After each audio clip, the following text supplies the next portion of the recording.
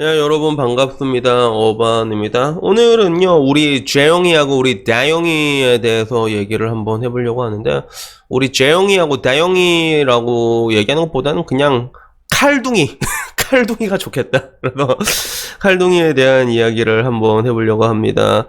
그래서 원래 이름은 이재영, 이다영이죠. 근데 얘네들이 칼둥이가 된 사건에 대해서 사람들이 그냥 뭐 칼 만들었다 이렇게 알고 있는데, 이게 알면 할수록 되게 악질적인 애들이에요, 얘네들이. 그래서 실력만큼 악질적이었다라는 표현이 딱 맞는 것 같아. 그래서 나는 뭐 배구 같은 거 잘 안 보지만 여자 배구가 인기는 좀 많잖아. 근데 그 가운데서도 이 죄영이하고 이 뇌영이 같은 경우 막 청소년 대표팀 때부터 존나 잘했다 하더라고. 명실상부한 에이스였고, 그리고 뭐 드래프트에서도 이 칼둥이가 나란히 이제 1위, 2위 기록할 정도로 엄청난 그런 재능충이었다고 해. 그리고 실제로 그 칼둥맘이라고 하지. 칼둥이들의 에미 같은 경우도 배구 선수로 활동을 했다 하더라고. 88 서울 올림픽 때.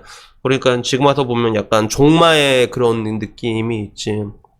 근데 얘네들이 문제는 실력만큼이나 이제 인성이나 이런 것들이 개차반이었던 거야. 그래서 초등학교 때부터 애들 막 그 괴롭히고 갈군 건 일상이었고, 이런 것들이 중학교, 고등학교 가면서 점점 더 심해졌거든. 그래서 대표적인 게 이제 흉기로 협박을 한 거였죠. 흉기로 협박. 그래서 칼둥이가 된 거야. 그것도 별거 아니라 그냥 애들한테 뭔가 이게 많이 시켰나 봐. 그래서 셔틀 같은 거 있잖아. 그래서 야, 빵 사와 이년아, 이런 거 있잖아. 쌍년아 빵 안 사와 이런데 애가 그 보통 이게 사오는 셔틀이 있었는데 걔가 하루 앵겼나 봐. 이게 아 됐어, 다 다음에 살게 이렇게 얘기를 했나 봐.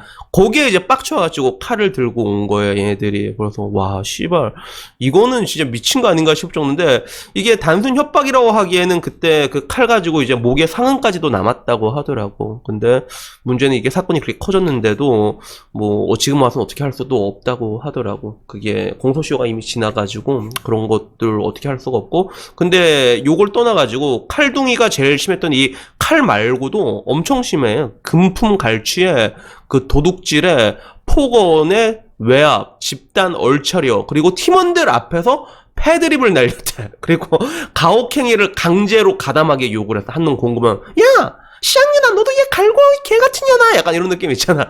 그리고 가장 이제 억울했을 법한 거는 멀쩡한 애를 도둑으로 몬 다음에 감독한테 처맞게 했대. 감독이 이런 시앙년이 이러면서 해서 야 어떻게 당시에 중학교 고등학생이 이렇게 악랄할 수가 있을까라는 그런 생각이 드는 거야. 그러니까 초등학교 때부터 그렇게 차근차근히 태클을 밟아왔다고 하더라고. 그래서 뭐 얘기를 들어보면 그 칼둥이가 저렇게 된 거는 칼둥맘의 책임이 50%다라는 걸로 봐갖고, 칼둥맘도 약간 개차반이 있었나 봐 그게. 근데 결국엔 이게 빵 터졌잖아. 빵 터지고 나서도 사람들이 되게 분노했던 거는 굉장히 솜방망이 같은 처벌을 받은 거죠. 그래서 나는 맨 처음에 무기한 출장 정지가 이게 엄청 심한 건 줄 알았는데, 영구 퇴출 이런 건 줄 알았는데, 그게 아니라 구단이 원하면 바로 복귀가 가능하다는 딱 그 정도 수준이라는 거야. 그래서 사람들이 진짜 빡쳐가지고 이게 국민청원 올렸잖아. 사실 뭐 국민청원 요새 뭐 줘도 효과도 없는데 이거는 좀 효과가 있었던 것 같아. 12만 명 돌파해가지고 문재인 대통령이 직접 이제 문화관광부 장관에게 그 체육회 적폐를 정산하세요, 약간 이런 느낌 있잖아. 구타 같은 거 이런 거 그렇게 지시를 했다고 해. 하나의 그런 경종을 울리게 되는 계기가 됐다고 해야 되나? 그래서 지금 와서 보면 사실 내 때는 이런 게 좀 있었거든. 뭔가 이제 선배랍시고 후배들 갈고 못 살게 굴고 그런 게 있었어. 그래서 이런 것들이 서울에도 있었고 지잡으로 갈수록 더 심해지는 게 있었는데, 이게 특히 심한 게 체육계였거든. 그러니까 체육계는 아직도 이런 게 좀 남아 있을 거야. 그래서 아마 이게 하나의 그런 경종을 울리게 되는 계기가 됐을 건데, 근데 여기에 사람들이 분노하는 이유는 굉장히 여러 가지가 있거든. 진짜 뭐 다양한 이유가 있는데, 그 중에서 가장 사람들이 공분을 했던 내용 중에 하나가 이 칼둥이가 그 배구계 레게노인 김연경도 묻으려고 했었단 말이야, 실제로. 그래서 김연경이 따지고 보면 이 바닥에서 레게노 중에 레게노란 건 다들 알고 있잖아. 배구 모르는 나도 알고 있거든. 근데 그 그 김연경을 묻으려고 했던 말 있잖아. 다 터트릴 거야. 이랬다가 자기가 터졌잖아. 그때쯤 이제 이 사건이 터진 거였단 말이야. 그래서 얘들은 터트리지도 못하고. 그러니까 김연경도 이 칼둥이 애들이 컨트롤이 안 돼가지고 힘들어하는 모습을 좀 보였거든, 인터뷰에서. 근데 결국에 이게 빵 터지게 된 거지. 터져가지고 걔네들은 그냥 상황이 이렇게 되니까 그냥 죄송합니다 이러고 찌그러졌는데, 근데 뒤로 돌아서서도 반성하는 태도를 보인 적은 단 한 번도 없단 말이야. 단 한 번도 없어. 오히려 이제 이를 빠득빠득 가는 그런 모습만 보여줬지. 그래서 따지고 보면 이게 야 진짜 얘들이 얼마나 그런 뭔가 아나무인 그 자체였을까 하는 그런 생각이 들어. 그래서 김연경은 칼둥이 중에서 그 막내가 다영인가? 걔 보고도 배구 선수 중에서 제일 이쁘다. 네가 제일 카와이하다. 이렇게까지 이제 그 레게노가 띄워줬는데, 근데도 뭐가 못마땅했는지 모르겠지만 그 대선배의 그 레게노였던 사람을 묻으려고 했단 말이 칼둥이 얘네들이. 그 정도로 악랄한 애들이니까 자기 밑에는 얼마나 심할 거야 진짜. 그래서 결국엔 이게 터지게 돼가지고 처음에는 DC에서 이 이야기가 올라왔는데 DC에서는 묻혔어. 배구 갤러리에서는 칼둥이들이 인기가 많잖아. 근데 이런 얘들한테 당한 애들이 너무 많다 보니까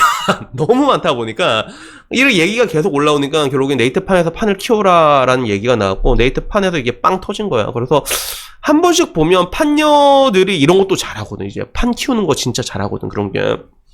그래서 네이트판에 그런 긍정적인 기능도 분명히 있구나 하는 그런 생각이 들었지.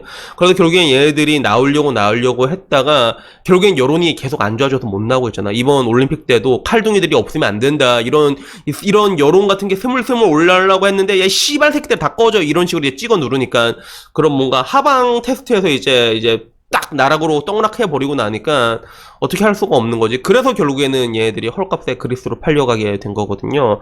그래서 한 마리당 6천만 원씩 팔려갔대. 그래서 야, 한 마리당 6천만 원? 얘들이 그렇게 잘한다는데? 약간 갸웃갸웃해가지고 내가 찾아보니까 원래는 이 칼둥이 두 마리가 1억 2천이 아니라 거의 두 마리 합치면 10억이 넘었다고 하더라고. 그러니까 그리스 입장에서는 아리가또지. 비싼 애들을 진짜 개헐값에 주워오는 거 아니야, 그치? 개헐값에 주워와서 그리스에서는 아리가또고, 국내 배구 팬들도 아리가또. 왜? 국내선 보기 싫었는데 그리스 가면 그리스 유니폼이 또 이쁘거든, 그게.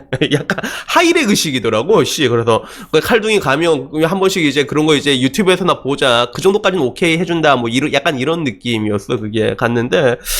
근데 뭐 이게 100% 확실한 건 아니고 비자 문제나 이런 게 걸릴 수도 있다고 하더라고. 근데 내가 궁극적으로 얘기하고 싶은 건, 그래 사실 뭐 이 땅에 뭐 정의, 공정, 뭐 이런 거 평등 이런 거 달달한 거 없는 거 다들 알잖아요. 그러면 결국에는 우리가 대중적인 입장에서 할 수 있는 것들은 우리가 여론을 만드는 건데, 사실 그래 어떻게 보면 얘들이 샘플이 된 느낌이 없지 않아 있긴 있지. 근데 이렇게 악질적인 애들이 실력이 있다는 것만으로도 이게 버젓이 이제 호의호식하고 살아간다면 이런 것도 굉장히 문제가 있다고 봐. 근데 그렇다고 내 말은 얘네들을 완전히 묻어버리고 나락가자 이렇게 하는 건 아니란 말이야. 어떻게 됐든 이게 재수가 좋다 안 좋든 이게 하나의 그런 경종을 울리게 된 계기가 되었잖아. 그러면 조금 과하게 처벌을 받는 건 어쩔 수가 없는 것 같아. 그래서 내가 봤을 때 한 그리스에서 한 6천만 원 강제 노역을 한 10년 정도 이제 썼고 오면 그러면 어차피 국내에서는 이제 선수로 활동 못 할 거 아니야. 그때쯤 돼서 와서 이제 죄송합니다 하면, 그러면 그때쯤 되면 이제 봐줘도 된다 이 말이지. 그럼 그 정도 했으면 약간 그런 느낌. 내 생각은 약간 그렇거든. 근데 이런 애들이 만약에 그리스 나가서 1년 2년 있다가 또 이제 집 짜고 들어왔는데 이제 칼둥이 이제 받아주자라고 얘기를 하게 되면 이게 과연 어떤 세상이라는 거야. 그리고 애들은 무엇을 보고 배울 거냐는 거지. 그 칼 들고 애들 존나 협박하고 목에 모가지 키스 좀 내고 그래도 잘하면 상관없구나, 실력만 있으면.